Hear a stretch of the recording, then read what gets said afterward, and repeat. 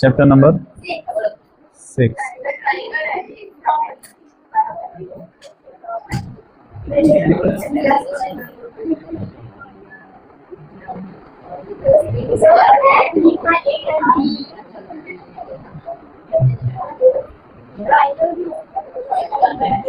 Triangle and it's property.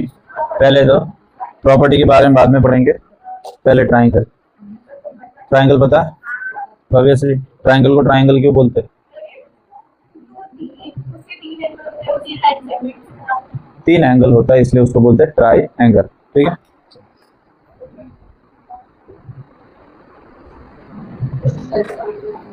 ये क्या होता है? ट्राइंगल। ठीक है, मैंने इसमें नाम दे दिया ए बी सी। ए बी सी एक ट्राइंगल है। अब ये जो ए बी और ए सी और ये बी सी जो है, ये सारी इसके साइड्स है। ठीक है, जैसे कि A B, line segment A B, line segment A C और लाइन सेगमेंट बी सी, ये सारे क्या है? ये सारे साइड्स है। ट्राइंगल के क्या है? साइड्स। अब जो ये लाइन सेगमेंट, ये सारी क्या है? साइड्स। अब ये जो लाइन है जहां पे मीट करती है कहीं पे भी, उसको हम क्या बोलते हैं? एंगल। उसको क्या बोलते हैं? एंगल। अब इसको लिखते कैसे? या तो तुम एंगल बी भी लिख सकते हो, बट ज्यादातर जो लिखते हैं वो क्या है? एंगल। कौन से 2 लाइन बना रही है? देखो, ए बी और बी सी मिलके बना रहे हैं ना, ए बी और बी सी दोनों मिलके बना रहे हैं, तो हम इसको ऐसे लिखते ए बी सी। हाँ, मतलब एंगल ए बी सी तो कहां पे? जहां पे जो सेंटर में आएगा हम उस एंगल की बात कर रहे हैं। समझ में आया? और ये एंगल का साइन है, कौन सा? ये जो एल जैसा दिख रहा है ना, उसको बोलते हैं एंगल।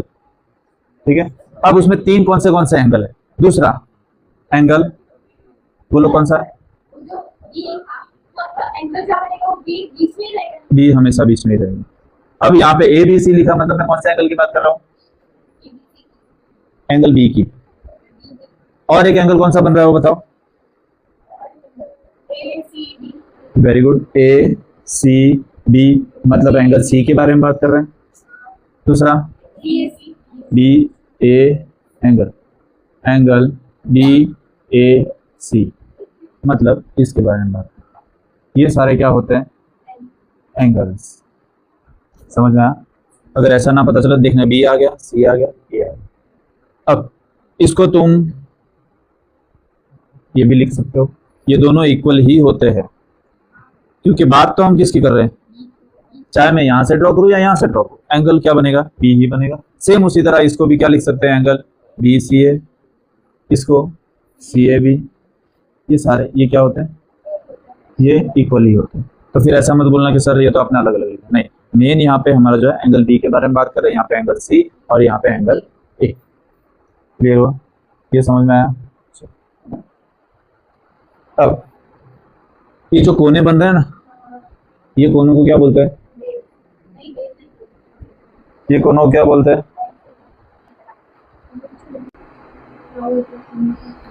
अच्छा, कोनों, कॉर्नर को मैथ्स में क्या बोलते हैं? कॉर्नर उसको बोलते हैं वर्टेक्सेस। जैसे कि यहाँ पे वर्टेक्स कौन सा है? ए बी सी, ये सारे क्या हैं? वर्टेक्स। ये समझ में आया? ओके, अब बात करते हैं टाइप्स ऑफ ट्राइंगल्स। एंगल कैसे लिखते हैं, साइड कैसे लिखते हैं, पता चला? ओके, निर्वाण बता, स्केलन ट्राइंगल क्या होता है? बोल। स्केलन इसको बोलते हैं जिसके एक भी साइड सेम नहीं हो, नहीं होते नहीं। अब आइसोसेलेस क्या होता है?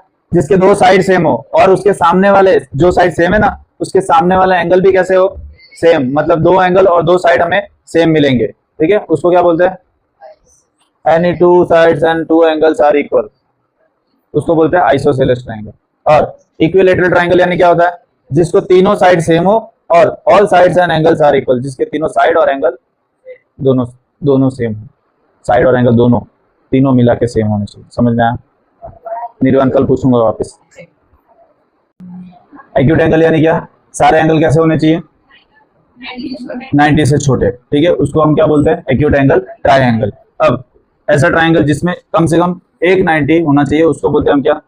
Right angle triangle. मतलब एक राइट एंगल होना चाहिए और एक ही फॉर्म होगा, 2 फॉर्म होंगे, क्योंकि अगर दो फॉर्म कर दूँ अगर मैं ऐसे, तो ये लाइन तो सीधी सीधी जाएगी, कहीं पे मीट होगा तो डब्बा बन जाएगा, ट्रायंगल नहीं बनेगा। ठीक है, अब आता है क्या उसके बाद ऑब्ट्यूज। ऑब्ट्यूज यानी क्या होता है, जो 90 से बड़ा हो। ठीक है, ये जो एंगल, अब ऑब्वियसली बात है सेम 90 के अगर 2 से नहीं बन रहा है तो उससे बड़े से भी 2 से नहीं बनेगा, एक एंगल 90 से बड़ा होना चाहिए। ये क्या है, यहाँ पे जो ये एंगल है वो कैसा है, एंगल को x मान लो, वो जो है 90 से बड़ा, ये x, और ये जो x है वो इक्वल है किससे, 90 से। और ये सारे जो भी ये सारे x y z जो भी होंगे x y z, ये सारे प्लस नहीं कर रहा हूँ, कॉमा करो, ये सारे मिलके किससे होने चाहिए, 90 से, कोई भी सब 90 से छोटे होने चाहिए, उसको ही बोलेंगे एक्यूट। अगर एक भी उसमें 90 से बड़ा है तो उसको ऑब्ट्यूज बोलेंगे। बाद में ये मत बोलना सर ये तो 90 से छोटे है, उससे कोई लेना देना। एक अगर ये तो कंपलसरी 3 90 से छोटे होने चाहिए तभी एक्यूट एंगल होगा, अगर एक भी 90 होगा तो उसको बोलेंगे राइट एंगल, भले बाद में वो दो छोटे हो या ना। सेम उसी तरह में ऑब्ट्यूज में भी एक खाली क्या होना चाहिए, 90 से बड़ा, बाकी दो 90 से छोटे ही आएंगे, ऑब्वियसली बात है। ठीक है, ओके, ये समझ में आया। Median of a triangle. ठीक है, मीडियन यानी क्या होता है, फॉर एग्जाम्पल ये ट्रायंगल है, मीडियन को बोलते हैं कि कोई भी एक लाइन एक वर्टेक्स से निकलती है। फॉर एग्जाम्पल इसको नाम दे दिया ए बी सी। अब एक वर्टेक्स से उसको मैं कहीं से भी क्या कर रहा हूं, यहां से सीधी नहीं, ये डी, ये ए जो ए और डी है ना, ये लाइन, इसको बोलते हैं मीडियन। मीडियन यानी ये होता है कि सामने वाले जहां से वर्टेक्स से निकले ना, उसके ऑपोजिट साइड कौन सा, ये साइड है ना उसके, ये कौन है, ए डी, ये वर्टेक्स के सामने कौन सी साइड है, ये वर्टेक्स, मैं बोल रहा हूं ये कॉर्नर के सामने कौन सी साइड है, ये वाली साइड है उसकी, ये वाली साइड है, ये वाली साइड है, ये है ना वर्टेक्स, उसके जो सामने वाली साइड क्या है, बी और सी, मतलब उसके सामने वाली लाइन, ये वाली उसके सामने, सामने यानी परपेंडिकुलर होती है उससे। ये जो ए है वर्टेक्स, ये कॉर्नर के सामने वाली साइड कौन सी है, ये उसके सामने होती है, ये उसके सामने, ये दोनों तो बाजू में है ना, सामने कौन सी साइड है, ये वाली। समझ में आया। तो यहां से एक लाइन निकलेगी और उसके सामने वाले को दो इक्वल पार्ट में डिवाइड करेगी, उसको बोलते हैं मीडियन। मीडियन, तो यहाँ पे A D is a median of triangle A B C. समझ में आया, एडी क्या है, मीडियन। अब कैसे पता चलेगा कहां से निकल रही है, देखो नाम ही है ए, और ट्राइंगल ए बी सी में डी कहीं पे दिख रहा है नहीं, मतलब ए से निकल रही है उसके सामने वाले पॉइंट पे, जिधर नाम दे दिया डी। एक दूसरा एग्जांपल देता हूं, फॉर एग्जांपल एक ये ट्राइंगल है, सेम उसको ए बी सी। अब मैं ऐसा बोलूं कि बी से एक मीडियन निकल रही है तो कहां पे जाएगी, ये सामने वाली पे, तो ये यहां से आके इसको दो इक्वल पार्ट में डिवाइड करेगी, यहाँ पे नाम दे दो डी। तो यहां से जो ये लेंथ होगी ना उसके सिमिलर ये होगी। मीडियन हमेशा सामने वाली साइड को दो इक्वल पार्ट में डिवाइड करती है और इक्वल पार्ट में करती है, ए डी जितना होगा उतना ही डी सी होगा। नंबर के साथ एक एग्जांपल लेते हैं, वो भी मेरे को पता है, तू है ना यही बोलेगी इसलिए मैं वो भी समझा रहा हूँ। ये मान लो ये 3 है, 3 सेंटीमीटर है, ये 5 सेंटीमीटर है, और ये मान लो 4 सेंटीमीटर है। ठीक है, अब मेरे को ए डी मीडियन बनाना है, तो मीडियन हमेशा सीधा नहीं आएगा, मीडियन इस लाइन को दो पार्ट में डिवाइड करेगा। ये दो पार्ट को डिवाइड किया ना, तो ये कितना कितना होगा, 2 और 2। ये ए और डी ने क्या किया, सामने वाली साइड को दो हिस्सों में बांट दिया, उसको बोलते हैं मीडियन। जो मीडियम में आता है सामने वाली साइड को दो इक्वल पार्ट था, उसको बोलते हैं मीडियन। समझ में आया, समझ में आया। और मीडियन जरूरी नहीं है कि सीधा ही हो, अब जरूरी नहीं कि वो सीधा हो, यहां से ये टेढ़ा भी हो सकता है, सीधा भी हो सकता है। समझ में आया, हाँ कहीं से भी होगी। देखो अगर ए से होगी तो ये सामने वाली साइड को इक्वल दो हिस्सों में बांटेगी। सेम उसी तरह अगर मैंने इसको बी से स्टार्ट किया होता तो ये उस सामने वाले को दो हिस्सों में बांटते। सेम अगर मैंने इसको सी से स्टार्ट किया होता तो इसको दो इक्वल पार्ट में डिवाइड करते होते। समझ में आया। वो क्वेश्चन में गिवन में होगा आपको, ए बी सी तीनों में से ही होगा, बाहर से कहीं नहीं होगा। समझ में आया? उसको क्या बोलते हैं? मीडियन। ठीक है, अब जो अंडरलाइन आपके बुक में है वो कर लो पेज नंबर 97, मतलब जिधर चैप्टर का नाम है उसके सामने वाले पेज पे, इधर 97 है गए 87, हाँ 87 पेज नंबर देखो। मीडियन ऑफ अ ट्राइंगल में थिंक डिस्कशन राइट है ना, उसके ऊपर median connect a vertex of a triangle to the mid point of opposite side. Dark line में है ना, बोल्ड में लिखा है, उसको अंडरलाइन कर दो। मतलब कहीं से भी कोई भी वर्टेक्स से अगर लाइन निकलेगी तो ऑपोजिट साइड को वो क्या करेगी, दो हिस्सों में बांट देगी, मतलब उसका मिड पॉइंट होगा वो। मिड पॉइंट का मतलब समझ में आता है ना? मिड पॉइंट यानी इस लाइन के जो एकदम बीचों बीच पॉइंट आता है वो, अब बीचों बीच यानी दो इक्वल हिस्सों में ब्रेक करता है उसको। तो 2.5 अब एल्टीट्यूड ऑफ अ ट्राइंगल यानी क्या होता है? एल्टीट्यूड है, तुम्हारी तरह एल्टीट्यूड नहीं लगता है, ठीक है, यहाँ पे ध्यान दें। अब ये लाइन आपको देखने में सेम ही लगेगी, बट फर्क क्या है दोनों में समझना। ये भी सेम यही चीज होती है कि कहीं एक वर्टेक्स से निकल के सामने वाले वर्टेक्स साइड पे जाती है, बट डिफरेंस ये होता है ये उसको इक्वल पार्ट में ब्रेक भी कर सकती है, नहीं भी, बट हमेशा जहां पे ये लाइन जाएगी जो साइड पे, वो साइड से हमेशा परपेंडिकुलर होगी, मतलब 90 डिग्री फॉर्म करेगी, उसको बोलते हैं एल्टीट्यूड। समझ में आया? एक दूसरा एग्जांपल, ये ट्रायंगल बनाया मैंने, अब मान लो देखो ये थोड़ा बहुत इसके जैसा मिलता जुलता है। अब इसमें ये लाइन क्या क्रॉस जाके दोनों में अलग अलग कर रही थी, बट ये ऐसा नहीं, ये जहां से निकलेगी वहां से सीधे ही जाएगी, रखड़ते रखड़ते नहीं जाएगी। कैसे जाएगी? सीधे। वो हमेशा इस जिस पे गिरेगी, जो साइड पे गिरेगी वहां पे 90 डिग्री फॉर्म होगा, 90 डिग्री का एंगल बनेगा। समझ में आया?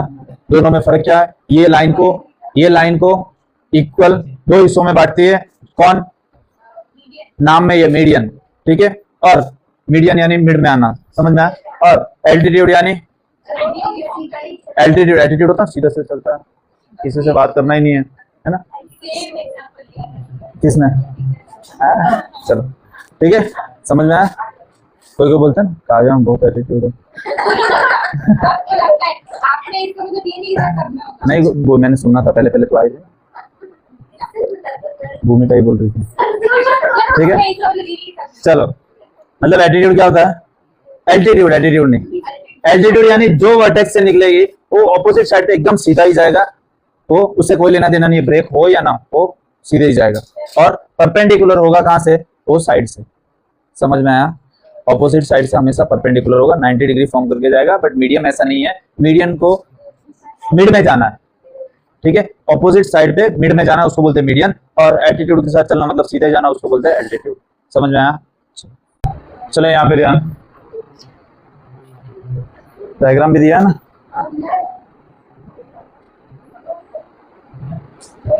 P Q R D is the midpoint of QR.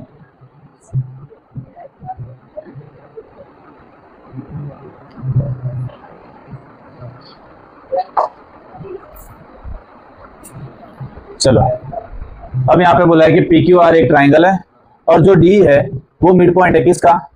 QR का। QR का मिड पॉइंट, QR का है ये रहा, यहाँ पे मिड पॉइंट यानी बीच में, बीच वाला एकदम पॉइंट, मिड यानी बीच पॉइंट, दोनों के एकदम बीच में आने वाला पॉइंट, ठीक है। तो अब मेरे को इसमें बताओ जो PM है वो क्या होगा? PM इज यहाँ पे देखो ऐसा बनाया ना, क्वेश्चन में ऐसा दिया है, तो मैंने बोला था जब भी ये ऐसा डब्बा है 90 डिग्री एकदम सीधा फॉर्म होगा उसको हम क्या बोलेंगे? एल्टीट्यूड। तो ये एल्टीट्यूड है। अब PD क्या है?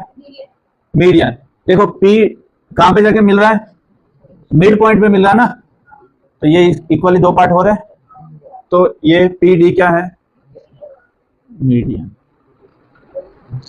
अब क्या QM और MR दोनों सेम होंगे? देखो QM और MR ये दोनों सेम है? नहीं, क्यों? नो, क्योंकि हमारा मिड पॉइंट कौन है? D। अगर ऐसा बोला होता कि Q D और D आर सेम है तो ये ऐसा था, बट M बोला है तो नहीं आएगा, ठीक है। आगे ड्रॉ, क्या ड्रॉ करना है आपको? एक स्केच किसका, जिसका गिवन क्वेश्चन गिवन है, ऐसा बोला कि A B C D triangle, तो पहले तो वो ड्रॉ कर लेते हैं। नाम आप कहीं पे भी दे सकते हो, ए बी सी, मैंने एक ट्राइंगल ड्रॉ कर लिया। अब बोला B is a median, B E is a median, चालू कहां से हो रहा है, बी से, कहां पे जा रहा है, ई, यहाँ पे नहीं गिवन है, आपको बनाना पड़ेगा। ऑब्वियसली बात है, अगर बी से सीधा मैं जाऊंगा तो कहां पे पहुंचूंगा, सामने वाले पे ना। हाँ, अब मीडियन बोला है, तो मीडियन यानी ये यहाँ पे बना लो, ट्राई करो बीच में बनाने का। और ये डब्बा इसमें नहीं बनेगा, डब्बा किसमें बनेगा, एल्टीट्यूड में ही बनेगा। समझ में आया, मीडियन यानी खाली सामने वाले साइड को एकदम बीच में से काटता हो। सेकंड यहाँ पे क्या बोला है, पी क्यू आर ट्राइंगल, पहले बना लेते हैं P Q R triangle, P Q R, ये ट्राइंगल की सिंबल है, ठीक है। अगर मैं ऐसा बोलूं कि इन ट्राइंगल ए बी सी, ऐसा लिखना है, फिर पूरा लिखने मत बैठ जाना ट्राइंगल, ठीक है। अब यहाँ पे बोला है कि P Q and P R are altitude of triangle, ये कैसे होगा, ये कैसे होगा, दोनों मिल जाएंगे, ये कैसा होगा बोलो। देखो अब एक काम करते हैं, एल्टीट्यूड हमेशा कैसा होता है, सीधा, तो मैं यहाँ पे P और Q को एक सीधी लाइन में बना दे रहा हूं, ठीक है। अब क्या बोला है कि P R भी सीधा होना चाहिए, तो P से एक सीधी लाइन जाएगी क्या, R,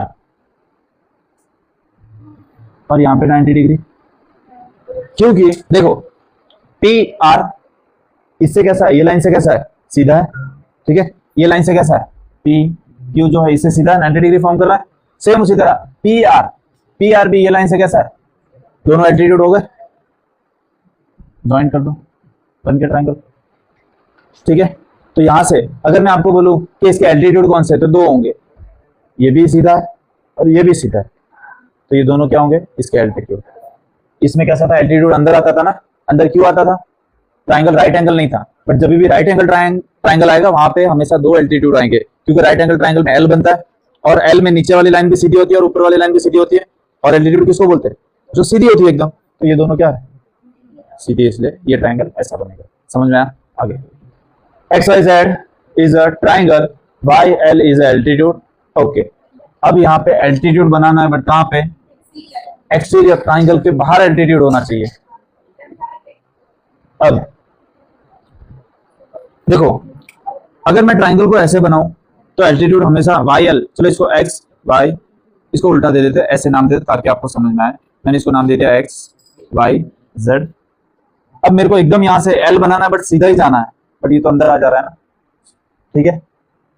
अब इस X को पलटी कर दो, उधर भेज देता हूं, देखना ध्यान देना, ये Y Z तो ऐसा ही है, मैंने X को इधर भेज दिया, तो Z से X बना लो, यहां से एक बना लो। अब सीधी लाइन कैसे बनेगी, क्या ऐसे बनेगी, Y से अगर कोई सीधा निकलेगा तो कैसे जाएगा, मतलब ये जो एल्टीट्यूड आपका ट्राइंगल के बाहर बन गया, एक्सटीरियर, ओके। समझ में आया, एक्सटीरियर यानी कभी भी ट्राइंगल ऐसा टेढ़ा होगा, ऐसा टेढ़ा होगा, ये ट्राइंगल जूता ज्यादा लग रहा है,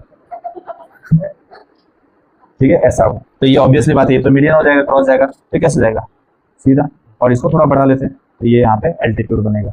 समझ में आया, यस यस, लाइन सीधी लाइन नहीं खींचनी है। समझ में आया, ये क्लियर हुआ, ओके। चलो कॉपी करो फटाफट, एक और सुनो, चुप रहे। थर्ड में क्या बोला है,